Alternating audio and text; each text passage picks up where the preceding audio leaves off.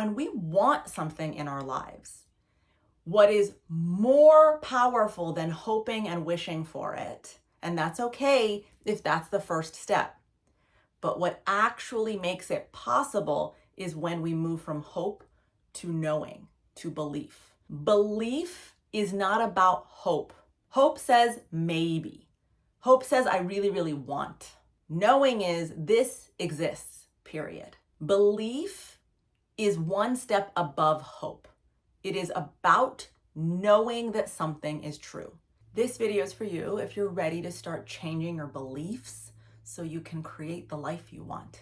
Hi, I'm Mory, Intuitive Life and Leadership Guide, and my purpose is to remind you about the part within that has every answer that you seek, and to return you to self-trust, because that is the most transformative way to live a life that is full of watching your dreams come true and feeling at peace inside yourself.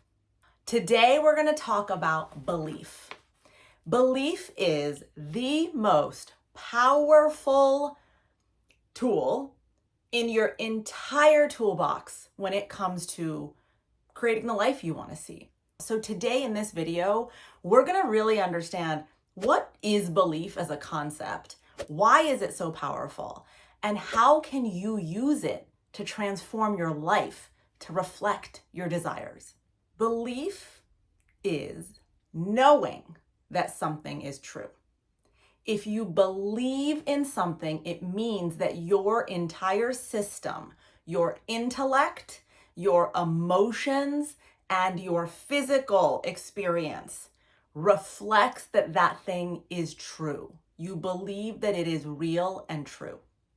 Now, here's the thing about belief.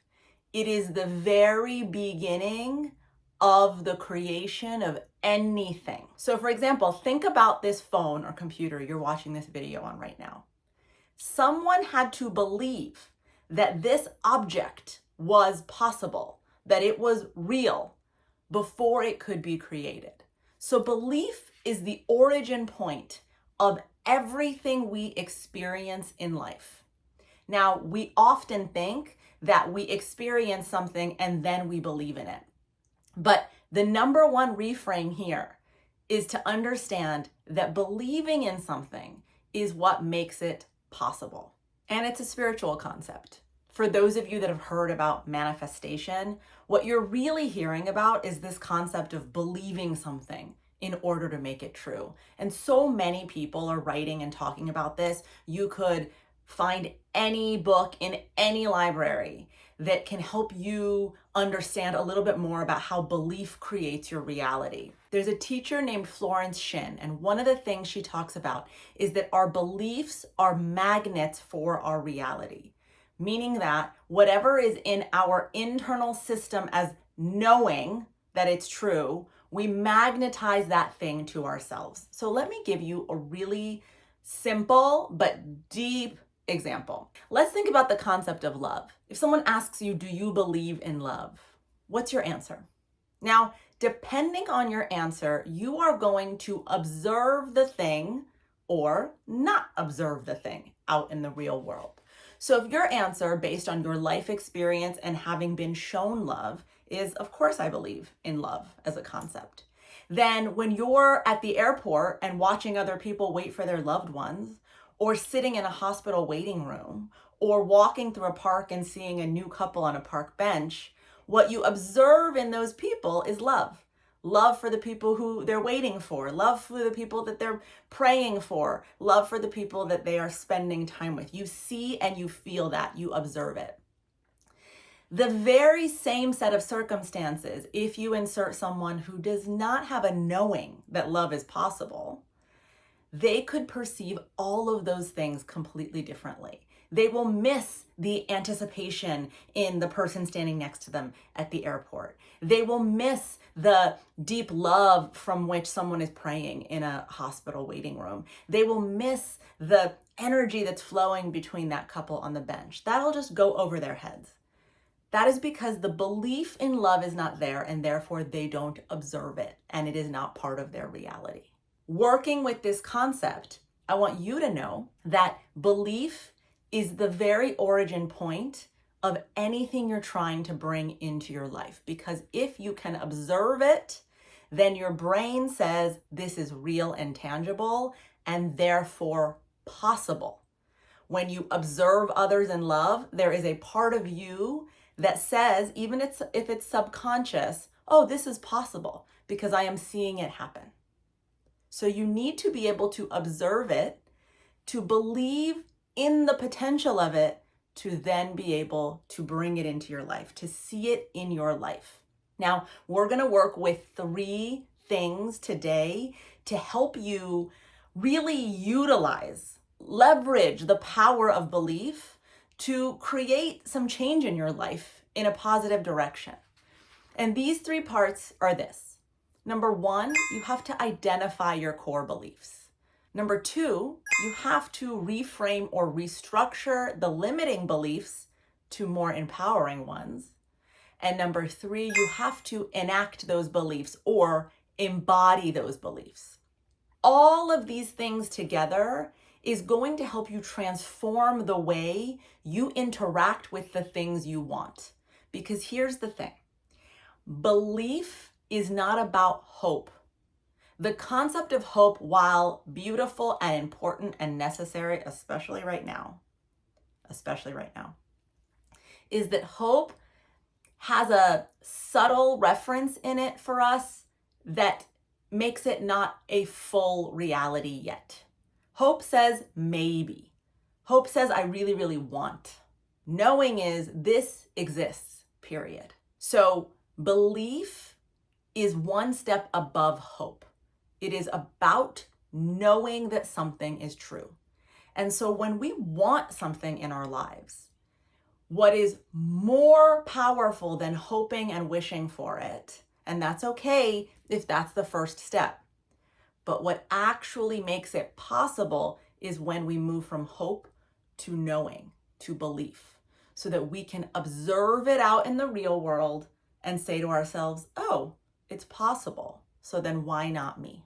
So let's get to these 3 steps so I can help you start to frame belief as your most powerful tool in getting what you want and ultimately trusting yourself as the ultimate resource for bringing anything you want into your life. The first part, identifying your core beliefs. Hear me when I say this. The words that you say after these next 2 words are the most powerful shaping words in your life. The words that you say after the words I am mean everything. Whatever you believe that you are, that is the way you will show up. That will define what you will go after. It will define how you go after that thing. And it will define whether you remain committed to going after it. So think for a minute right now. Take a deep breath with me in. Let that out. What comes to mind after the words I am, right in this moment? I am. Whatever comes to mind, I want you to work with this word or phrase. What was that belief? Was it positive? Did it lift you up? Was it expansive? Or did it feel small? Was it contracting? Was it limiting? Do it again. Deep breath in. I am. What's the first belief that pops out? Mine was I am committed to this purpose. I am pretty committed to this purpose. That's what drives me to sit here every week and talk to you all like this. What comes up for you? Whatever comes up after I am is the most powerful shaping tool to your identity. So let's break this apart now into limiting beliefs. I want you to think about something you really want in your life, deeply want. You want to do, or you want to bring in, or you want to experience. And now your consciousness is going to help you here because your consciousness is working with us to get you towards self-trust. I want you to think about one belief about yourself that tells you you can't get it. You can't have it. It's not possible. What is an I am statement that might limit your belief that you have the capacity to have this thing or bring it in? One of mine used to be, I am lazy. Now, this belief, I am lazy, came from conditioning. It came from my external environment. So, a clue for you here, spoiler alert. Any limited belief you have, any negative perception of yourself that comes after I am, is not organic. It was implanted in you from some external person or experience. My story quickly. I come from an immigrant family. My family is Persian. I was born here in the US, but my older sister, 9 years older than me, was not. And so my mom and my sister, who I grew up with, really believed in working hard. And that meant for my sister studying really hard all the time. That wasn't the way I showed up in school. I learned differently, I understood differently, and I didn't study as hard as she did. But in seeing the juxtaposition between me and her, my mom and my sister started to believe and convey that I was maybe lazier than her, that I didn't work as hard. That belief about me stayed with me for a very long time. I am lazy. Think for a minute about how a belief like that could limit me in wanting to achieve my dreams. What is that story for you? What is the limited story behind I am that is a core belief about yourself? Awareness of this core limiting belief is everything. Because once your consciousness is aware, it comes out of your subconscious into your consciousness, all of a sudden you can look at it and to start to wonder, start to get inquisitive, start to interrogate this belief. Is this true? Is this 100% true? So just know any awareness you're having to this limiting belief is miles and miles ahead of where you were if you didn't have it. So now on to phase 2. As you identify these core limiting beliefs around who you are that makes something that you want impossible, we move into reframing that limiting belief into an empowering one. Now, here's the deal. This is a thought exercise. We're going to get to enacting it last, and that is the hardest part.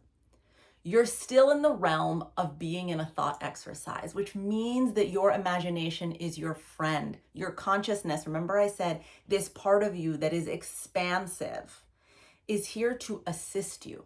So I want you to allow whatever expanded thought comes out when I ask this next question. What is the opposite of that limiting belief you have about yourself? Just think it right now or write it down. What is the opposite belief to I am lazy? Mine is I work really hard for the things I care about. What is the opposite of that belief? Now I want you to ask yourself, what are 1 to 2 things I might do if I believed this opposite belief? 1 to 2 actions I might take if I believed the more empowering belief about myself. Maybe you would send that email you've been avoiding. Maybe you would work on that project you didn't think you could do. I'm not sure. What comes up for you? What are 1 or 2 things you might do from the more empowered belief? Now, repeating things to ourselves does show to have an impact. This has been studied by scientists and people who are really interested in consciousness as a whole. This is where the concept of affirmations come from. When we say the empowering statement behind I am, our brain begins to get familiar with that concept. I am hardworking for the things that matter to me. That starts to become a part of my identity. So whatever that opposite belief was, that more expanded, empowering thought was, I want you to make note of it and just find a way organically to say it to yourself more often. If we can get you to a place where you're saying the more empowering thought more than you're saying the limited thought to yourself. We've changed the chemistry. We have shifted this scale towards the more empowered self. So think about affirmations in that way. How can you loop on the thing that is more empowering for you? Because as we just talked about with belief, when you begin to know that that is a possibility, when you begin to know that that is a potential truth, because you begin to believe it, you begin to see it out in the world. And then your brain goes, oh, well, there's evidence that this is possible. So then the thought comes, why not for me? That why not for me is so exciting, because that's the seed of, then I can do it too. And we want to follow that seed. And that takes us to this third step, which is taking action on the more empowering belief, or embodying the belief. I just told you to write down 2 things you might be able to do if you believed the more empowering thought. This is going to be the hardest part. For me and for my clients, what I notice is they understand intellectually parts 1 and 2 quite well. And we make a lot of progress identifying the limiting core belief and reframing it. But embodying it can be really challenging, because there is a fear protective part of us that is attached to the limiting belief. Because when we live with the limiting belief, we don't put ourselves out there and we don't try. And trying might bring about rejection, might bring about failure. Now, failure is just a form of interacting with life experiences to learn about yourself and grow. But we in our society see it as the end of the world. It's not. But the fear that tells us trying the thing and failing or being rejected keeps us attached to limited thought. So I want you to know that if you have a hard time embodying or taking action off of the empowered belief, you are not alone, and that takes time. So give yourself grace. Tiny baby steps. Don't start by trying to take the hugest bite out of this experiment. Start with something that feels not as terrifying and build from there. Here's the thing. We are really impatient as a species. I think that I am the president of that club. I expect immediate results to my actions. But the reality is, things take time to fully establish in our system and become concrete. It is like planting a seed and watering it and watching that seed turn into a little bit of a sprout, and watering it and watching that sprout grow until it's fully formed. So don't put the unfair expectation on yourself that just by taking little steps or trying to embody things that are more empowering, that you will immediately completely believe them. It is going to take time. I wonder if this is where fake it till you make it comes from, because it's about just acting the part until you get the part. I have to tell you, I coach a lot of actors, and every time they're stuck on bringing towards them the thing they want the most, it comes from not believing that they can play that specific part. Whether it's a role that's bigger than what they ever expected, or they're a comedian and it's something dramatic. The transformation comes when we can get them to see how real the potential of playing that role is. This is the same thing. So, as you start to take steps to embody the belief, you are going to build neural pathways in your brain that say this is possible. And when you believe something is possible, you magnetize it toward you. Think about the example of love I gave you. Think about this object you're watching this video on right now. Someone had to believe it for it to be true. Be patient with yourself. Try these 3 steps. Identify the core belief. Reframe the limiting belief with a more empowering one. And ask yourself, what actions might I take if I believed the more empowering belief? And just start to have the courage to try. Courage by the way, is not the absence of fear. Courage is feeling the fear and doing it anyway. I believe in you. Good luck.